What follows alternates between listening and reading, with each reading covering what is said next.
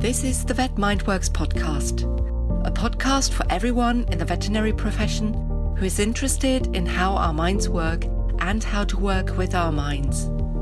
Our mission is to share ideas, methods and skills, enabling us to find better ways of working and living. The content of this podcast is entirely based on our personal experiences and opinions and does not represent the opinions of our employers or companies we work for. Podcast episodes may contain descriptions of difficult life situations and references to mental health challenges.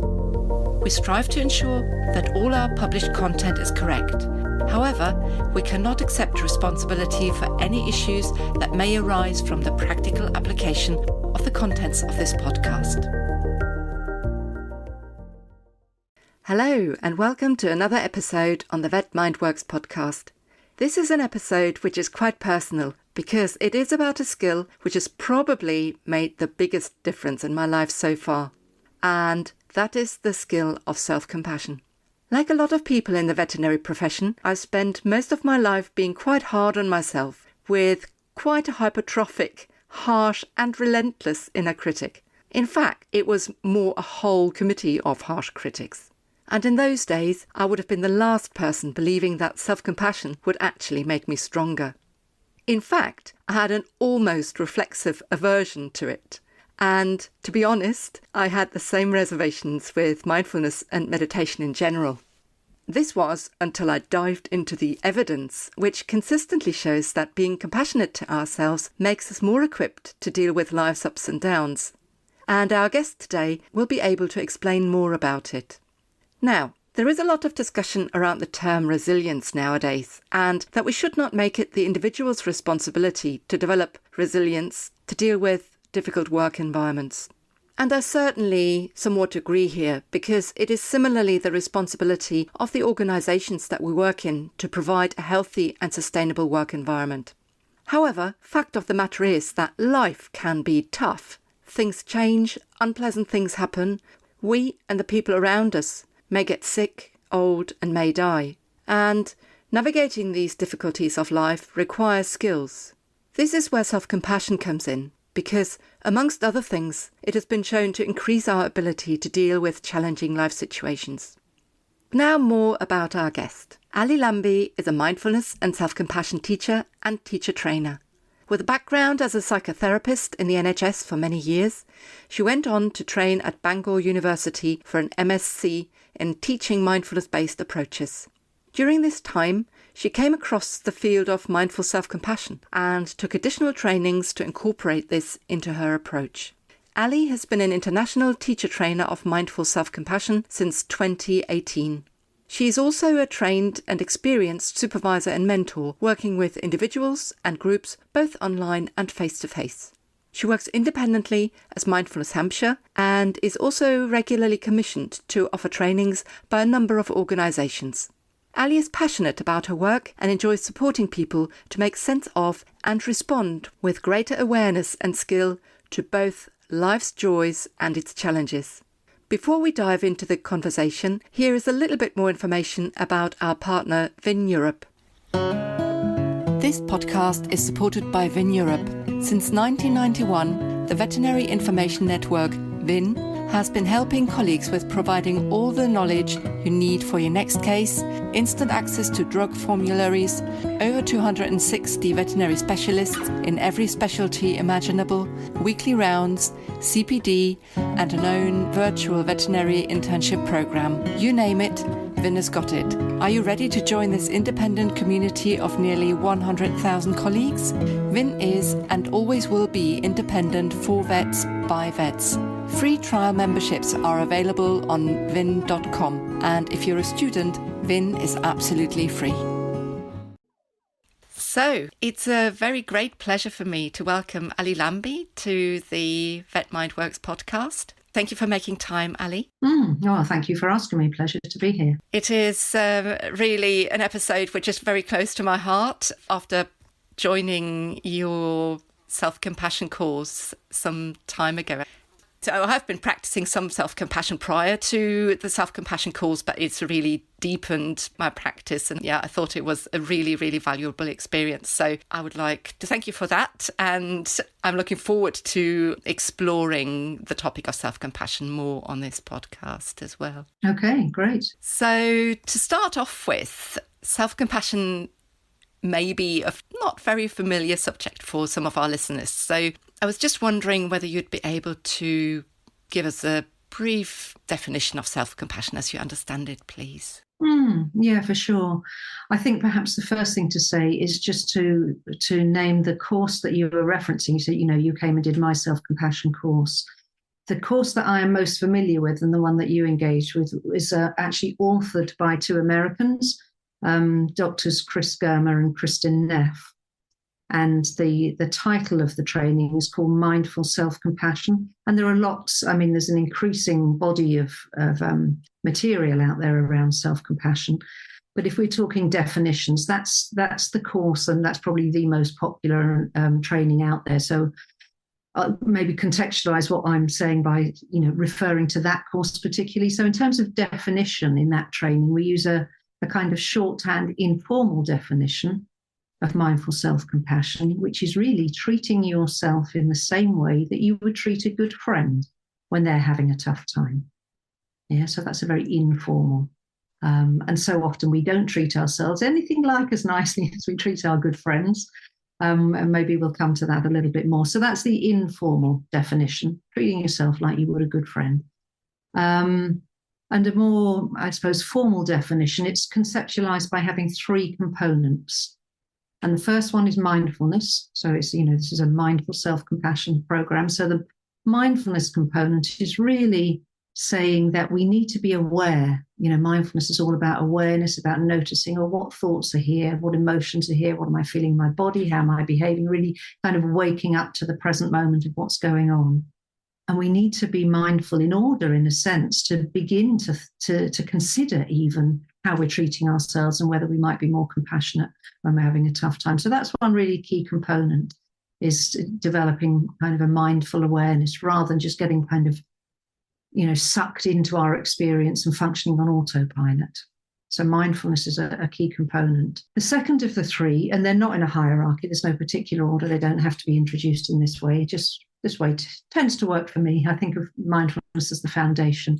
The next one is one that's termed common humanity.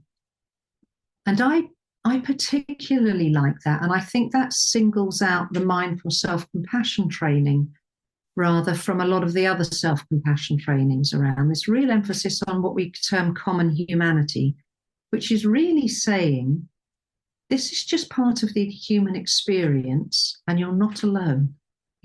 We all have tough times, we all struggle, but weirdly, when we are struggling, when we're in the midst of some challenge, we can almost act as though there's something wrong with us. We're alone, something's gone wrong with our lives. We can kind of, I'm kind of narrowing my hands, it's like we narrow our perceptual field. It's like, and we get very kind of focused on what mess we're in or the difficulty we're facing, the problem that's around for us. And this emphasis on common humanity is really that kind of broadening out, that narrowing, that instinctive narrowing, saying, actually, there are loads around us. This is part of the human condition that we have tough times. Often at the start of course, I'll say to people, anyone raise your hand if you've never had any difficulty in life? Of course, it's part of the human condition, but we act as though it's not. There's a lovely snippet of a kind of video of Kristin, one of the course authors, who's saying, tell me, where is it you signed that contract saying your life is going to be absolutely perfect? Of course it isn't. So we really major on that sense of whatever difficulty you're having right now, there are probably umpteen other people around you who are having a similar or a different difficulty, different times in our lives. So you are not alone. And we really major on that sort of sense of we're all working with the human condition. Yeah, we have very, the specifics of the challenges may be different, but the processes are very, very similar. And then the third component is not surprising, is self-kindness. How might I be kind to myself given this is here, whatever the challenge might be? And that often doesn't come so naturally. We are much more naturally inclined to criticize ourselves, to berate ourselves, to push ourselves even further. And it's a real wake up to pause, say, hang on a minute, given this is here, actually, what might be kind? What might I need? What might be what we sometimes call skillful action in the midst of this? And pushing ourselves further and criticizing ourselves probably isn't the most skillful, but it may be the most familiar for very many of us. So really asking ourselves, rather than judging ourselves, that kind of, what do I need? Let's be kind to myself in the midst of this. This is tough. So that was a long-winded response. The short version is treating ourselves as we would treat a good friend, but the kind of one that includes the components is it's really about mindfulness, common humanity, self-kindness. Thank you. Thank you. I think that was a very, very comprehensive and helpful way of introducing the subject. And I think many listeners will relate to a lot of things that you've brought up, and it is certainly a lot of those things have been part in my life as well, and experiences in my life. Probably having spent half of my life pretty much unmindful, mindfulness in itself was a discovery for me. And similar to you, I think I found it interesting that you felt that the common humanity was such a helpful, prominent feature of self-compassion, and because that is absolutely my experience as well, that even, or particularly in the depth of quite challenging times, which, as you said, all of us have, it's opening the horizon, and it keeps you connected with others, with the world, and it just keeps your heart open in a sense. Yeah, absolutely. That connection is vital. We need it more than ever, but we're less likely than ever to seek it out when we're struggling. Yeah, it's the time we need it the most, and we're less likely to avail ourselves of it. So that I find this program really, really helpful in kind of foregrounding that. Mm. So thank you for that. And you brought up the fact that a lot of us are actually berating ourselves rather than being kind, and that we often speak to ourselves in a way that we wouldn't dare to speak to anybody else. Working in a profession where the high achiever trait and the caring has got really quite a high prominence, I think that there's a particular place for self-compassion. And we were talking in the pre-interview chat that we had, we were already talking about it, that we've got lots of aspects there to consider. So things like that we're very other orientated. We're prioritising the needs of our patients, of the clients, of co-workers above our own. Often we find it often difficult to make space for self-care, or even consider self-care as appropriate, or even have it come to our mind. There's issues around compassion fatigue and burnout, and a fear of making mistakes often, this unhealthy, dysfunctional perfectionism. Also then feeding that underlying, and that's one of the episodes coming up soon, is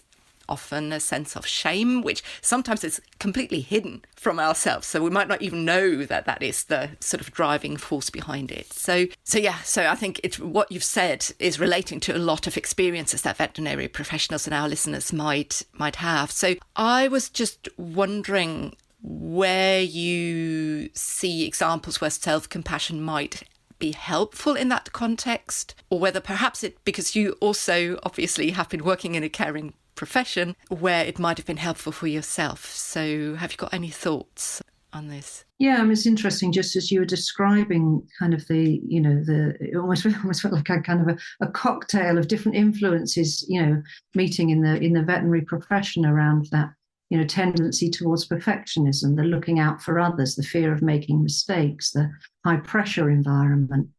It's like, self-compassion is more needed than ever in those circumstances, but there's that, that fear of getting it wrong, of failing, or being seen to fail, of making a mistake, and so on. So if we're dwelling in those sort of heart and mind states, it's even more challenging if we're heaping self-criticism on top of ourselves.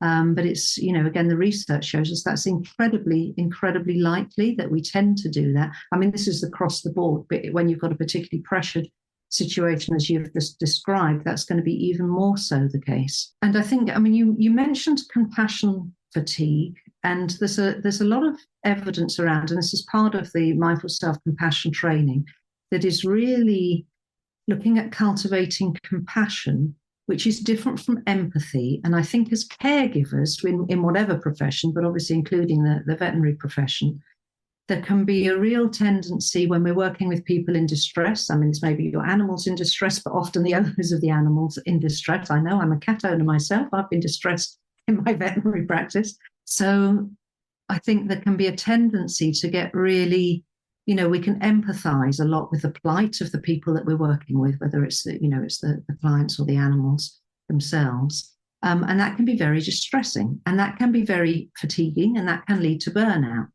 But there's a difference between empathy and compassion. And this program really trains us to be compassionate to others, but also to ourselves, which is almost like a different facet from empathizing. With empathizing, you may be familiar with the psychologist Carl Rogers, who was sort of seen as really defining empathy. And he talked about it as being as if in another's world, as though you're kind of feeling what they're feeling. And if we empathize with people in distress, literally we experience that kind of distress. And the neuroscience, the studies will show that there's actually the same regions in the brain light up.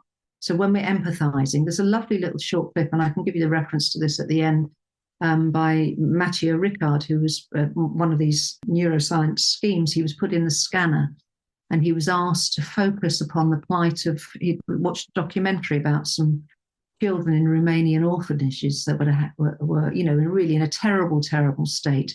And he was just what he was resonating with them, really empathizing with how they felt. And the same parts are lighting up in his brain as were in there. So there's a sense of it's real distress. It isn't imagined. So if our jobs on a daily basis are caring for people in distress, that is going to have a massive impact on us. And the invitation to develop a compassionate response is different from empathizing. So empathizing, kind of feeling what the person is feeling, is certainly a first step. But the compassion is bringing in, I want to do this, you may remember from the classes, this kind of sunshine, this kind of warmth of, given this difficulty is here, how might I meet it? And really harnessing a compassionate response, which is sort of the metaphor of the warm sunshine. Some practices you talk about loving kindness. So really bringing a benevolent intention. So not an intention to get lost in the distress, but in the face of distress, really generating and cultivating a more benevolent intention to meet that distress with kindness. And so when kindness meets distress, that's when it becomes compassion. We have a little visual about this, like when the sunshine of kindness meets the pain, the rain cloud of difficulty, then the rainbow of compassion arises. So I think that's a real key, because so often in the caring professions, they're all about compassion fatigue. I'm caring for so many others. That isn't so. It's maybe caregiving fatigue, it may be empathy fatigue, but actually what we need almost is to feel more, not to feel less in those situations, but to generate this compassionate response, which is it's a skillful response to suffering, to pain, to difficulty. And not only for the person in that plight themselves, so the client, if you like, but also for ourselves, as we work with them. This is tough for us too, hence the self-compassion. How do I tend to myself in the face of tending to others? So there's a real emphasis on cultivating that sense of self-care.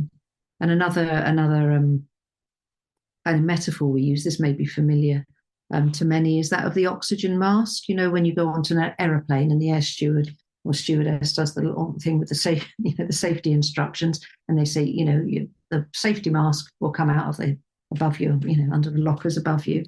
Put yours on first, before you begin to even tend to the children next to you, for instance, because we're no good to anybody else if we're not looking after ourselves. So there's a metaphor in there that we absolutely need self-compassion in order to care skillfully for others at all. And so often we are drawn to work in the caring professions, of course, because we want to care for others. So it can be counterintuitive. We're drawn to whatever aspect of the caring profession to help others. But actually, it can be quite a learning and quite, counterintuitive. I need to care for me, actually, in order to fulfill this role at all. Yeah, another long-winded response, but I hope that's helpful. I know you asked something about, an example in my everyday life. I mean, all I can say is all of the time. In a way, obviously, I'm caring. I was a psychotherapist for many years, and then kind of morphed gradually into mindfulness teaching and mindful self-compassion. So I've been working in the caring profession forever. I've got 3 children. Caring for kids can be a challenge. I've had elderly parents. Sadly, my mum, as you know, died earlier this year. That's, it's hard caring for others when you're caring for yourself. And I spend a lot of time, particularly with mum in her latter stages of advanced dementia. It's really distressing being with her, and really, it's like I was breathing in for me and out for her. Quite literally, I would have a hand, for instance, on my body, perhaps over my chest, on my heart area, and just feeling the warmth of that. It's like, this is tough for me too, even saying that to myself, as I'm saying to her, "You're okay, mum, I'm here with you. We can do this, we can be in this together." So that kind of giving out to her, but very much giving in to me as well, just recognizing in turn, this is tough for you too, Ali. Let me take care of myself. I'm going to limit how long I'm spending here. I'm going to stay here for half an hour and I'll pop back a bit late, that kind of thing. So that constant really keeping myself in the frame, right in the midst, and very much the mindful self-compassion training, particularly that caregiver fatigue piece that we teach very explicitly, is really about foregrounding in the moment of caring, including ourselves in the frame, and how we do that, and various techniques and strategies for that.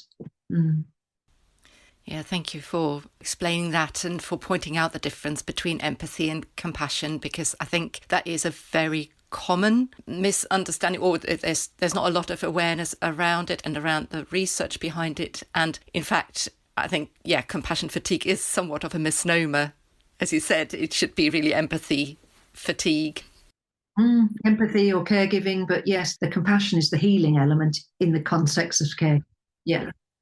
Yeah, and I've come across a really interesting book called Compassionomics by Stephen Tretsiak, who is a medic in the US who has researched the role of compassion specifically in medicine, and found exactly that empathy is the issue, but that actually self-compassion can be protective for burnout and compassion fatigue. Yeah, perfect. And Kristen Neff, I mentioned the 2 authors of the program. So Chris is very much the clinician. He's a professor at Harvard. And Kristen is more by background an academic, and she's got a vast body of research. So if anyone wants to check it out further, anything, selfcompassion.org's got lots of research into the efficacy of compassion, how it works, all loads and loads of different studies under different topics and with different patient populations, including healthcare professionals. Yeah. So really, from what I'm hearing, you were talking about the metaphor of a sun coming up and shining a warm light onto the suffering or on the difficulty that is there in the moment. And that's where the mindfulness then is so important, that we recognize that this is a moment of difficulty, and then having this towards movement and recognizing what's there and then dealing with it skillfully, as you said. Yes, and I think I would say, I mean, it is very much, in those moments, that's where we need the self-compassion, and often that's the place we're less likely to avail ourselves of it, because we're maybe triggered into a stressful situation. There's we're at the coalface, so to speak, dealing with some direct client care, and it's a stressful, high pressure situation. So there's something about we need to develop these resources sort of off the job, so to speak. And we talk about the mindful self-compassion is often called MSC for short. And we talk about MSC being a resource building program. So we're building the resources little by little by little, so they're much more available to us when we need them.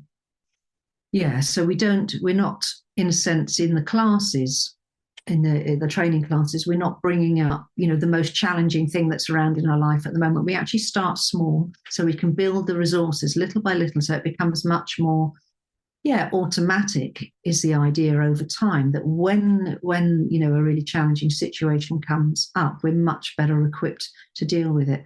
There's a mindfulness teacher, John Kabat-Zinn, who first elaborated all those 8-week mindfulness stress reduction courses. And he talks about you weave your parachute in advance and you don't wait until you're jumping out of the plane, so it will hold you. So it's little by little, we're building this capacity to relate to ourselves more mindfully and compassionately. So when we're in a high pressure situation, we have the skills or the resources much more available. Yeah. So building the resource and also making the resource a habit then. So making it more available. Yes, exactly. Great. So we covered a lot already in terms of content, and I would just be curious what in your mind would be perhaps the most common pitfalls, misconceptions or barriers to self-compassion. You already mentioned some of it, that in the sort of high pressure situations, that might be something.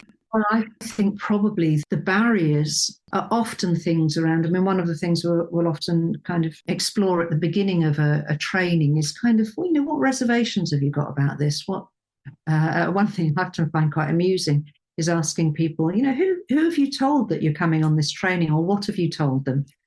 And some people say, well, actually, I didn't really tell many people at all because, to go and do mindful self-compassion training, people will think that's indulgent, or there's something wrong with me, or I'm weak, or I'm failing in some way, or I'm just going to get all soft and be all, poor me. It's a kind of self-pity, that kind of thing.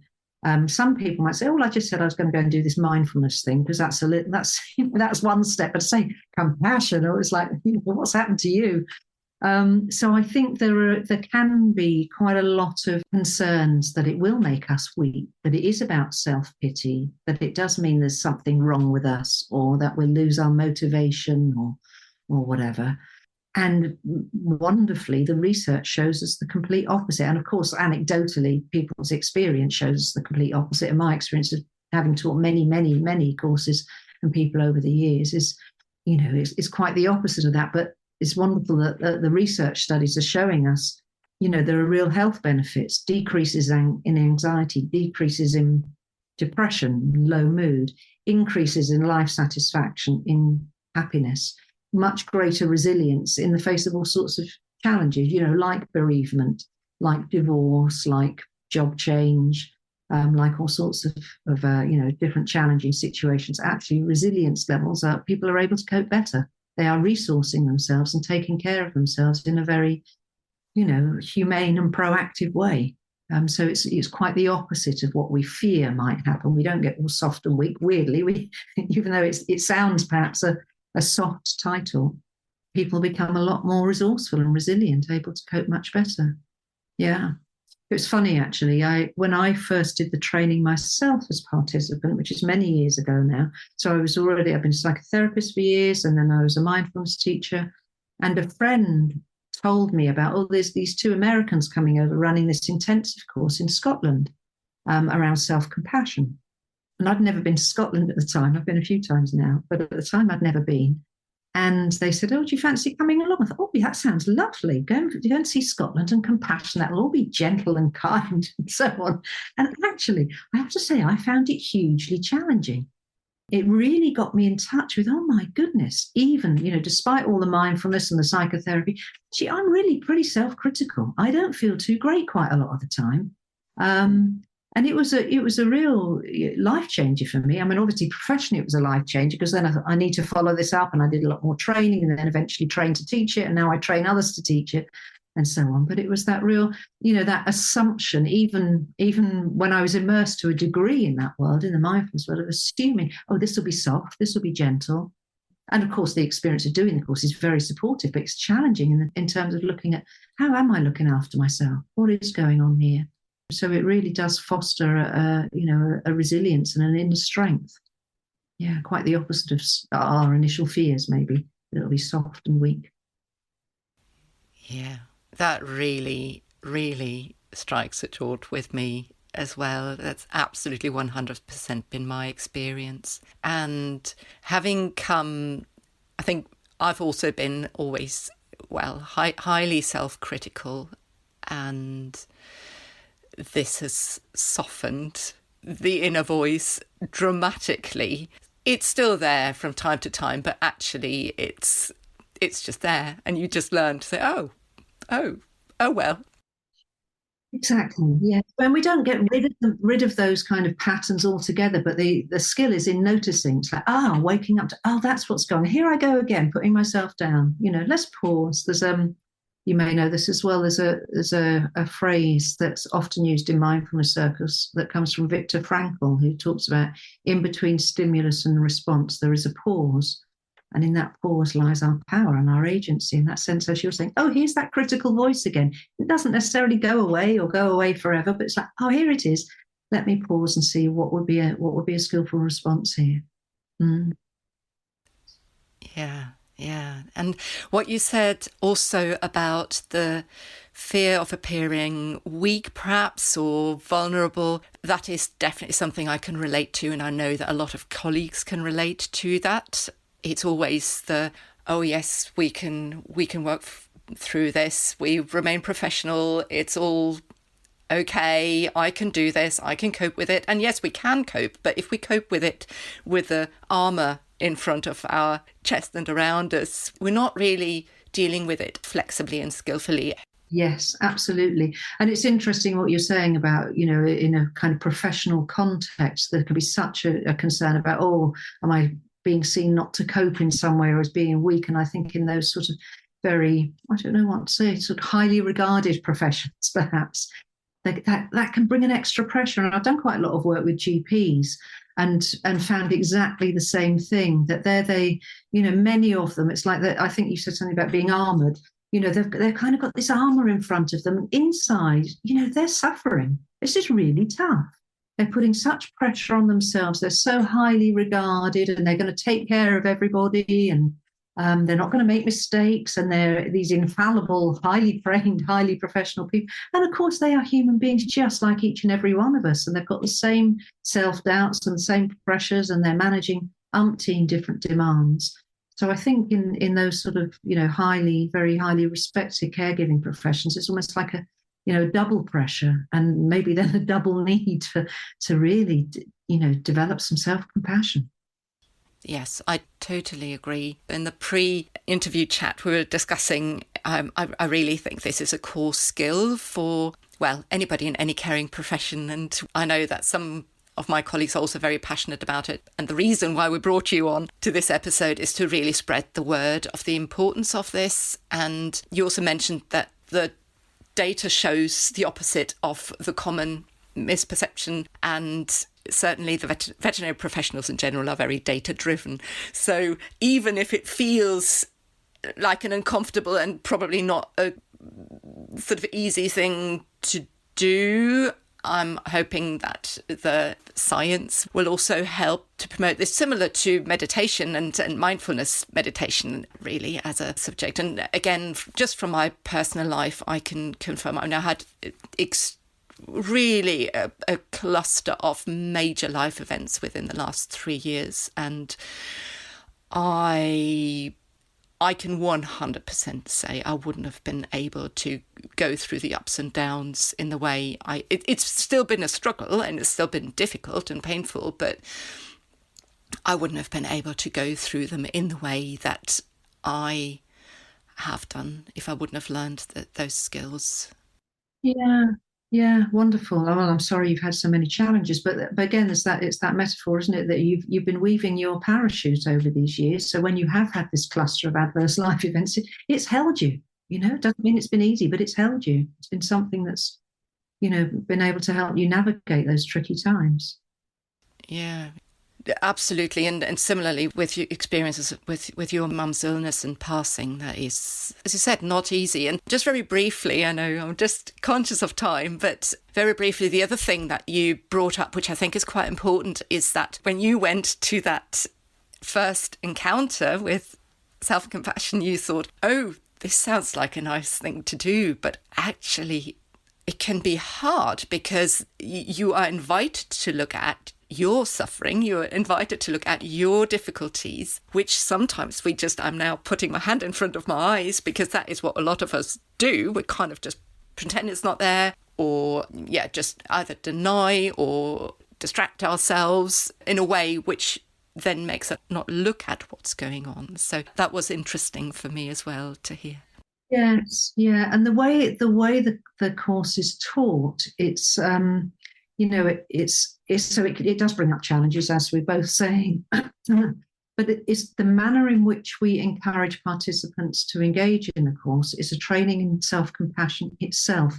So often very driven people, and again, some of the GPs I've worked with and so on, there's type A personalities, you might describe them as, have been, well, I'm going to attend every class and do it absolutely to the full and do all of the home practice and read all the data there is around this and all the research studies and blah, blah, blah. And we also have a phrase in training: if it's a struggle, it's not self-compassion. So if you're really pushing yourself and being very driven about the way you engage in this course, what might it be like to try and engage in the course in a way that actually feels kind? So it might mean doing less. It might mean actually not doing a load of reading in between the classes. It might be, we use a metaphor of a tap. So if a tap is open, full flow, the water's flowing out fully, you're fully open to the course and the training and what's happening moment by moment in the class and the home practice and so on. And you can choose, actually, at the moment, this is feeling a bit much for me. I've had a really full day and, oh gosh, this is feeling a bit uncomfy, beginning to look at some of this material. You can turn the tap down. Turn it down to a little trickle. So you've still got Ali's voice going on in the background, maybe, but you're not really fully doing it 100%. And that in itself is learning to be self-compassionate. It sounds, almost like counterintuitive. What, really? Engage in the course less? Engage in a self-compassion course less? Yes, because it is self-compassion in action. You don't have to be so driving yourself to, leave no stone unturned all of the time. Yeah. Yeah. So, yeah, you're probably familiar with the zones of tolerance, the kind of the safety, challenge, and overwhelm.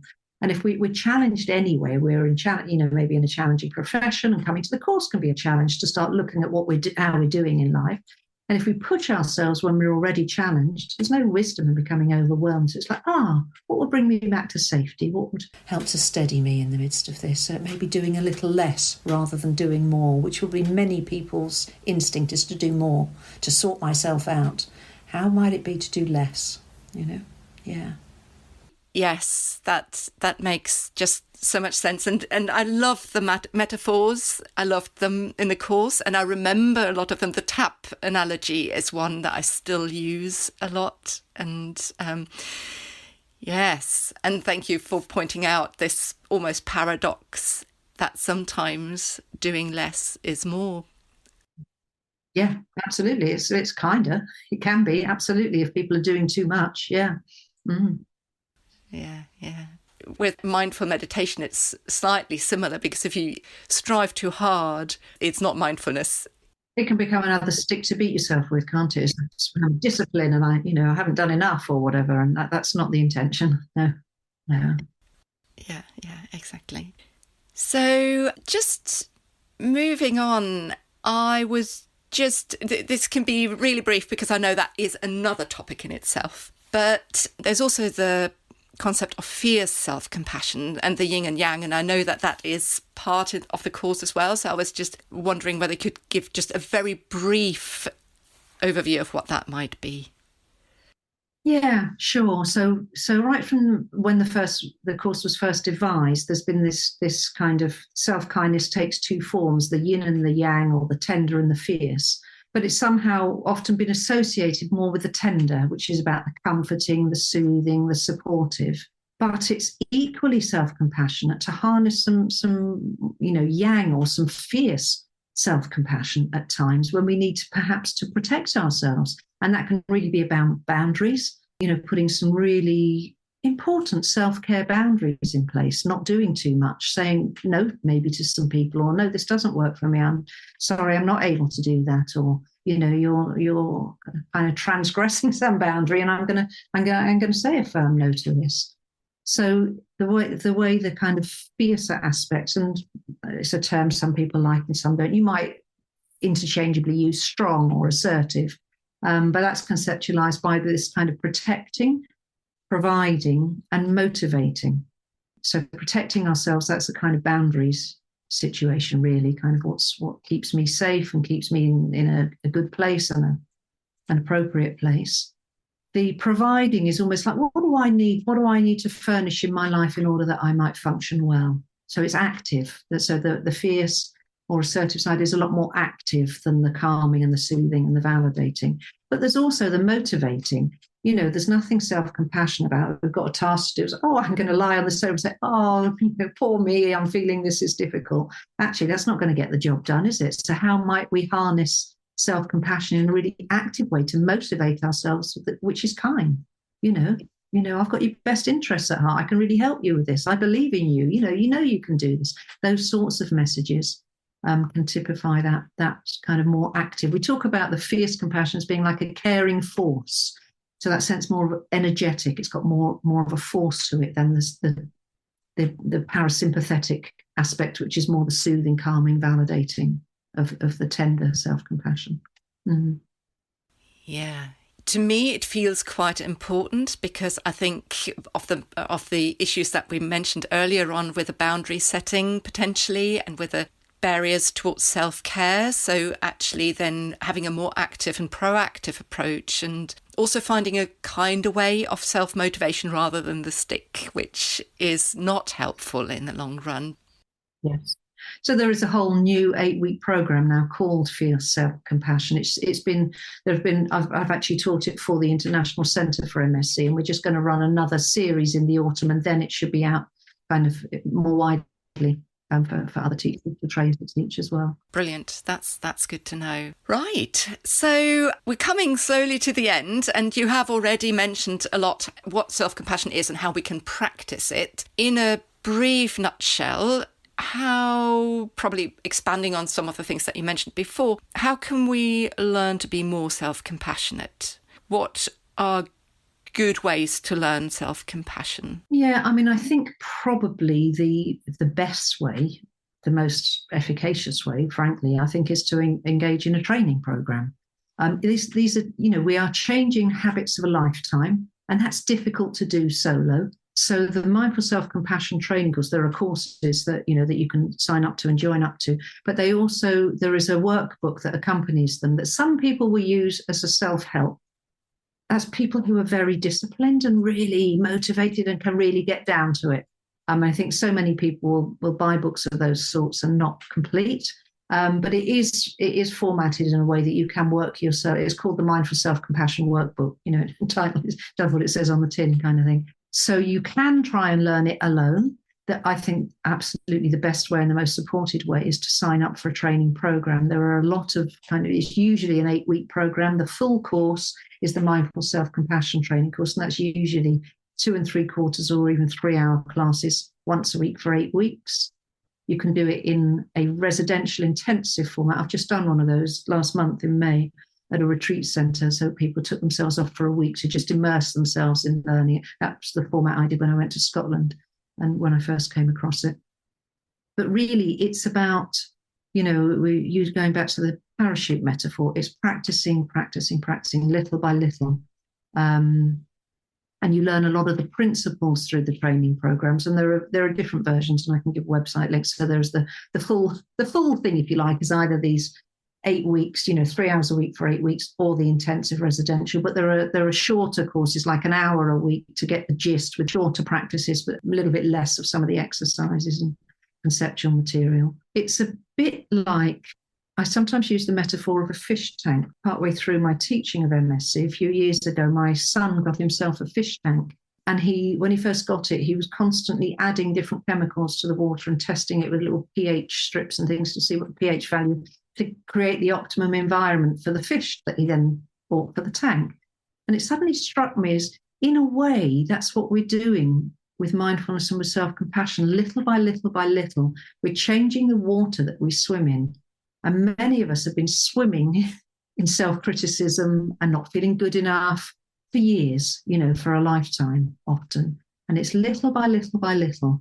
What would be kindness? What would be helpful right now? Or just recognizing, this is tough for me right now. So whether or not you're engaged in an 8-week program or something like that, just that constant reminder to wake up to what is here, what am I experiencing, and making a kindly rather than a critical response. And so over time, you're gradually changing the water that you're swimming in to swimming in kindness instead of swimming in criticism. So I suppose my short answer to how do we learn it is slowly, ideally with a training program, but there are resources, there are websites and workbooks and so on. Yeah. I love that analogy of the water. That brings it really home. And yes, from my own experience, I can just subjectively absolutely confirm what you've been saying. I think I've been engaging with some self-compassion practices before, but actually the program itself was at a completely different level and just increased the depth of my practice. Yeah, wonderful. It was really, really good to hear that. And I think for many, certainly for me, but for many, many people, it's a life change. Maybe I would say that is something I've traded in my team. Of all the material I've come across, I've kind of jettisoned a lot of the rest to really focus on this because I found it so transformative for so many people. It's a really thorough grounding in treating ourselves well. And of course, the win-win is the better we treat ourselves, the much better we treat other people. We're much nicer to be around. We're much kinder to others. We're more resilient and resourceful and just generally a lot more compassionate. So it's called self-compassion, but it's a compassion training for being in the world alongside other humans and indeed animals in the veterinary context. And well, perhaps partially because we're seeing that common humanity and we're seeing the struggle in others more easily as we're seeing it in ourselves, perhaps. Just before we go into the books and resources, is there anything else you would like to share at this point about self-compassion? I mean, we've covered an awful lot, and perhaps at some point we will be able to come back to explore some more specific sub-corners a bit more, but is there anything you would like to share at this point as we're ending the episode? Yeah, no, there's nothing specific that comes to mind. I really do think we've done quite a good overview of the territory. I suppose I would just encourage people that even if you're feeling really skeptical and this will never work and I've tried this program and that program and the other, I would really encourage people to give it a go because it has made such a difference to so many. And I often feel so touched when I meet people about how long they have been sort of holding it all in and really not feeling good about themselves. And, for me, it was kind of, relatively far into my adult life before I started coming across all of these different practices. And I would love people not to be suffering and struggling for as long as I did before discovering all this stuff. Catch them while they're young as best we can. So don't put it off. Yeah, maybe that's what I would say. Don't put it off. Don't struggle for longer than you need. Right. Well, that is a call to action, really, isn't it? So following on from that, apart from signing up for a course with a mindful self-compassion teacher, what other resources are there? Have you got a favourite book? You mentioned the workbook, or is there anything else that you'd want to pinpoint people towards? I think, there's a lot in this territory. Certainly the Mindful Self-Compassion workbook is a great start. There is if people are interested in the Fierce Self-Compassion, there's a book that's actually called that by Kristen Neff that was published last year.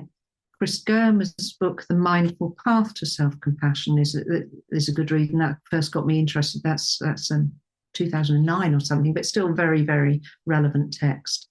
Various websites. Actually, my website, I've got a resources page with links to lots of other websites that would be helpful. The work of Rick Hansen, some of you may know of Rick Hansen, I think is great. Other people like Brené Brown, Tara Brach, Jack Cornfield, just any of these people are fairly prominent operators in this field are all well worth following up, and they've all got the same or similar programs and different podcasts and texts in this area. Yeah.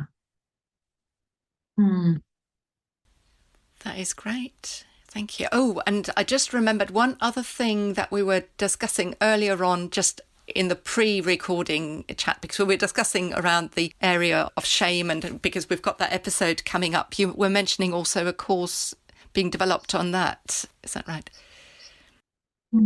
Yes, absolutely. So Kristen, of the two of them, Kristen has developed the Fierce Self-Compassion more fully, but Chris has developed self-compassion for shame more fully. And there is now an 8-week course, Self-Compassion for Shame. Again, a little bit like the Fear Self-Compassion. It's not out there fully in the world yet. There have been some pilots running, but I think probably going into next year, that will be much more widely available. Although you can just do, a short course online via the Centre for MSC. But again, that link is on my website too. That is amazing, Ali. Thank you so much. Apart from your website, is there anything else that you'd want to share with the listeners where they can get you if they wanted to get in touch with you, or any other services that you offer? Yeah, I mean, that's probably the simplest way in. I mean, if people do visit my website, you'll discover, obviously, I run the 8-week course. I also run the intensive course. I do various other things. I do monthly groups for people who've already done a course. It's like a monthly support group. I do day retreats, various other things. I'm just developing a course in the workplace setting, which is shorter than 3 hours a week. So sometimes I do tailor-made courses for particular settings. So you can always send an inquiry if there was a particular need. And sometimes I'll go and do talks at a CPD day for a group of professionals. I've got one coming up next week, that sort of thing. It made me remember that I also think that having a self-compassion course, or probably a shortened version for veterinary professionals, would be absolutely helpful. Yes, I think so. Yes. I mean, in many workplace settings, actually doing the full thing, the 3 hours, it's like, well, logistically, that's a real challenge. It can be a real barrier. So there are adaptations of kind of shorter versions that people can then, take a particular interest in a particular part of it. They can delve deeper into that, but it gives the absolute, the gist, the main structure of the fundamentals, principles of it all. Yeah. Right. Well, that is absolutely amazing. Well, thank you so much for your time, Ali. It's been just a lovely conversation, and I hope that the listeners will take home a lot of things as well. So thank you. Yeah, it's been a real pleasure talking on my favourite topic of talking to you. It's been lovely, Petra. This was our episode on self-compassion. We hope that you enjoyed it just as much as we did. Just to let you know that all the resources mentioned can also be found in our show notes, which includes Ali Lambie's website, which is www.mindfulnesshampshire.co.uk. As we mentioned, self-compassion can be really helpful when dealing with shame.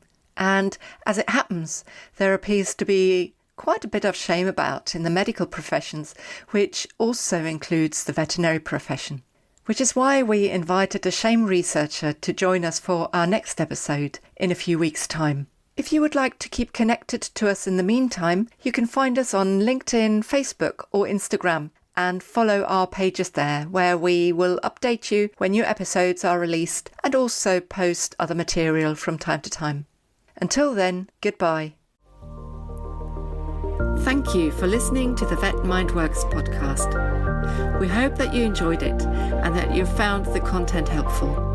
If this is the case, please consider sharing and rating us, as well as providing us with feedback, including suggestions for future topics and guests. This podcast is independent and self-funded, as we see it as our way to give back to and support the profession.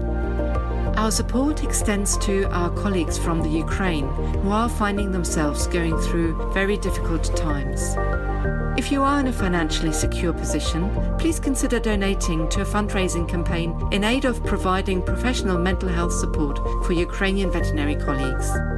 Donations for this can be made on the Galaxy Vet Foundation website, and you can find a link in the show notes. Thank you for listening, and see you next time. This podcast is supported by VIN Europe. Since 1991, the Veterinary Information Network, VIN, has been helping colleagues with providing all the knowledge you need for your next case, instant access to drug formularies, over 260 veterinary specialists in every specialty imaginable, weekly rounds, CPD, and an own virtual veterinary internship program. You name it, VIN has got it. Are you ready to join this independent community of nearly 100,000 colleagues? VIN is and always will be independent for vets by vets. Free trial memberships are available on vin.com, and if you're a student, VIN is absolutely free.